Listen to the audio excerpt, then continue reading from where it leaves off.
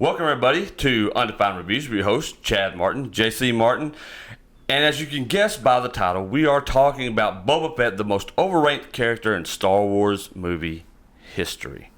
Now, we realize that's going to set a lot of heads exploding, a lot of nerd hearts exploding, souls cracking. It's blasphemous what we're saying about Boba Fett. Well, it's really not. I mean, because, as he said, we're talking about the Star Wars films themselves. We're not talking about comics. We're not talking about books. We are talking about the Star Wars movies. Within the realm of the Star Wars movies, Boba Fett is indeed worthless. I mean, what does he do? You think in Episode 5, he sits there with Vader while Vader's talking to all these bounty hunters about going out and getting Han and company. And, of course, Boba, like all the other bounty hunters, he knows how big the price is on Han's head. So he goes out to Cloud City. Once he gets to Cloud City, he's just chilling with Vader. Vader does all the heavy lifting. Now look, Boba Fett made his first appearance in 1978 in the holiday special. That's where the character came from. And he eventually made his way into Empire Strikes Back. But you're right. Now, his contribution was he tracked the Falcon when everybody else couldn't find the Falcon. He tracked them to Cloud City, informs the Empire and Vader. They go there. Okay. And look, the whole tracking of the Millennium Falcon itself, also dumb. Because the Falcon had lashed itself to a Star Destroyer that Boba Fett happened to be on. That's right. So, really, Boba Fett was getting ready to leave to go track this dude down, and he just happens to see Han detached from the ship. He's like, oh, well, I'm just going to go follow him. So, we have that. He takes, and then he's not involved in any fight. No. On Imperial, other than when they are pushing Han's carbonated body through the corridors of Cloud City. Then Luke stumbles up there. He's just escorting the thing, gets a couple shots in on Luke, and that's pretty much about it. That is all he does. Takes off in Slave One, and we don't see him again until the opening few scenes in Return of the Jedi when he's at Jabba's palace.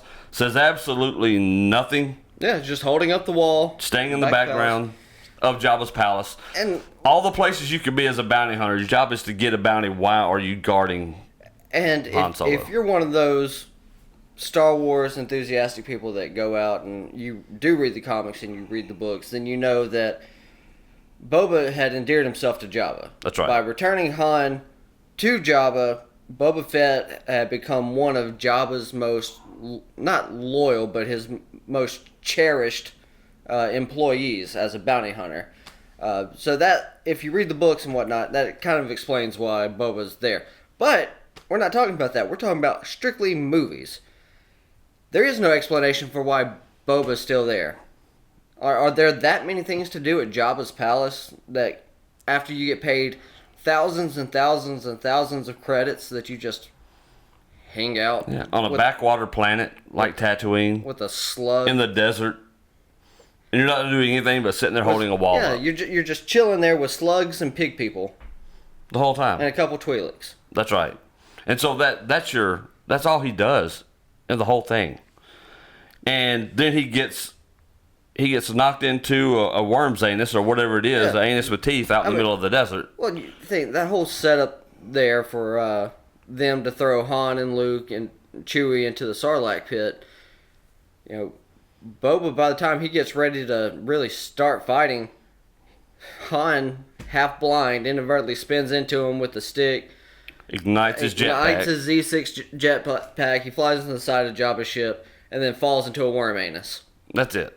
And we see nothing else. That's the end of Boba Fett. That's your hero. That's what you're telling me. But there's that your hero got swallowed by a worm anus. And here's the thing. There's a cult-like following with Boba Fett. I mean, there really is. He has a big following, and honestly, a minor character has attained such notoriety. And look, I think I'm one of the ones who reads the books. I love the comics, so I love the character of Boba Fett. The problem is in the movies, which is what a lot of people know Boba Fett from, that's all they adhere to. People are going to make their arguments that, Boba was actually in the prequel trilogy. Because when they went back, he wasn't in the prequel trilogy. It was actually when they remastered the original trilogy, they put him in A New Hope in episode 4. Oh, yeah. Digitally and put him in there. Right. And you're right, he was technically in the prequel trilogy. Which he did something kind of cool there. I mean, actually did something of some value. Yeah. Trying to fire on Obi-Wan and all that, but that's really about it. You know? Yeah, I mean, there wasn't a lot. I mean, honestly, I think Django is a much more important character. Yeah. To me, Django and Obi-Wan Kenobi are probably the best characters to even come out of the prequel trilogy. Oh, without a doubt. Well, and Darth Maul, which was sadly underused and limited to one movie. But the whole point you being... make the same argument for Qui-Gon. Yeah, and there's a lot of that, and we'll discuss a lot of that later. This is about Boba. It's about Boba. So tell us what you guys think. Do you agree? Is Boba Fett the most overranked, or do you think we're just being douchebags by saying, how dare we say, that Boba Fett is just the most overranked character in Star Wars? But he doesn't do anything. Jar Jar Binks, for God's sakes. As much as all of us universally despise Jar Jar Binks. That's right. Jar Jar Binks, in the grand scheme of the world and the universe that the Star Wars saga revolves around, Jar Jar Binks contributed more to that than anything that Boba Fett did. Sadly. He united the Gungans and the Naboo. Then after that, he ended up being in the Galactic Senate. Yep. So Jar Jar held it down for as annoying and ridiculous as he was as a character. He actually served a purpose. Boba Fett isn't a character so much as he is a storytelling device. And just about Jar Jar Binks, though, you know what makes me really is sad is it really tells you everything you need to know about the prequel trilogy. Who in their right mind lets him make a choice in the Senate? Right? Well, I mean, who does that? If you're a senator, nobody you does get a that. say.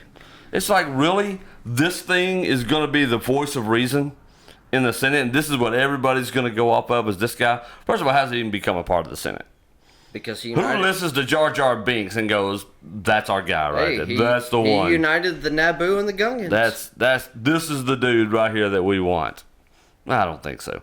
So there's a lot to be said about that. As you can tell, I'm not a big fan of the prequel trilogy.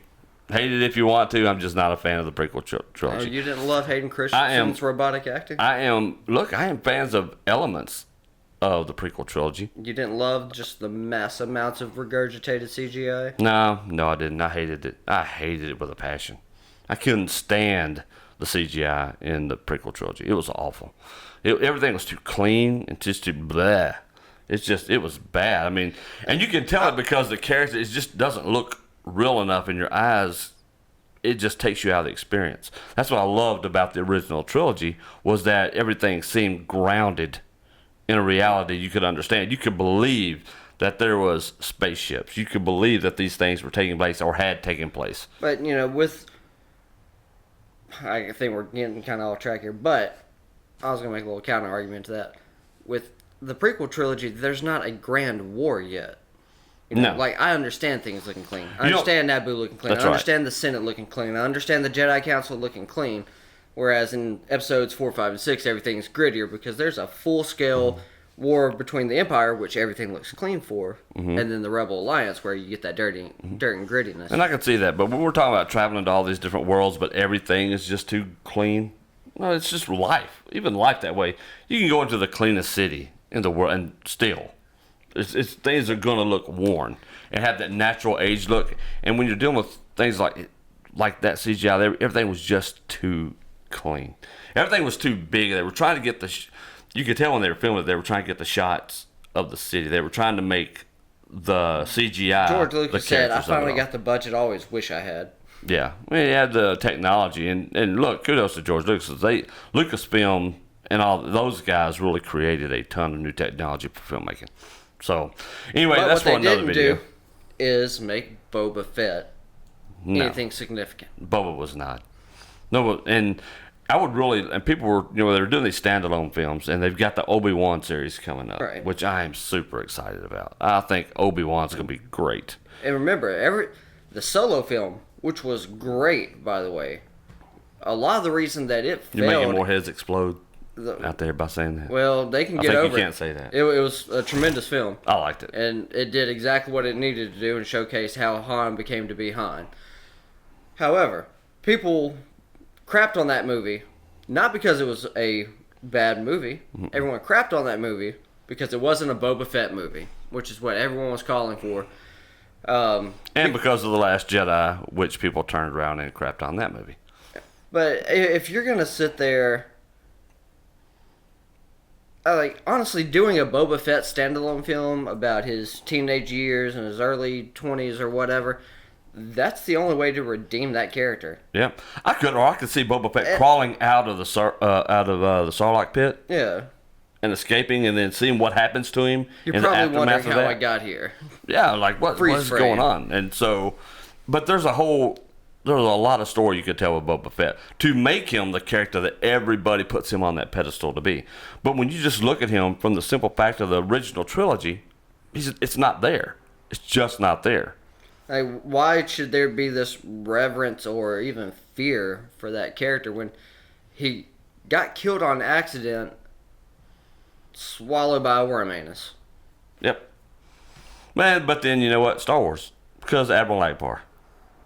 It's a trap. There you go. It's kind of lifelong meaning. All right, guys. We're out here. Tell us what you think. Drop us a like. Drop us a comment. Let us know what your thoughts have been. Subscribe to the channel. Definitely subscribe to the channel. If you agree, disagree, let us know. We'll catch you next time.